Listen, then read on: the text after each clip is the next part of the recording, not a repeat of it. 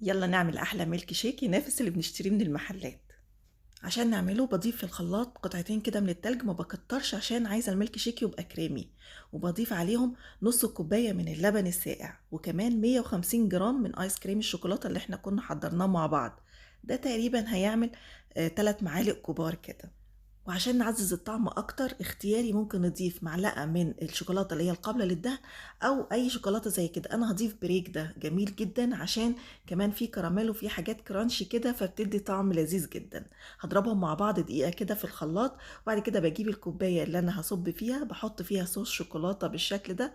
الشوكولاتة دي عبارة عن شوكولاتة مع معلقة لبن سيحتهم مع بعض، وبضيف فيها بقى الميلك شيك زي ما انتوا شايفين كده، قوامه كريمي ويجنن. وعشان اخليها زي الكافيهات بالظبط، بضرب كده شوية من الكريم شانتيه وبحطهم على الوش من فوق بالشكل ده، وعليها كمان كده بضيف شوية من صوص الشوكولاتة اللي انا كنت محضراه. وممكن كمان يبقى معانا حتة كده من الشوكولاتة اللي احنا استخدمناها، ونضيفها على الوش بالشكل ده. بجد فظيع، واحلى بكتير من اللي احنا بنجيبه من المحلات. يلا بقى جربوه وبالهنا والشفا.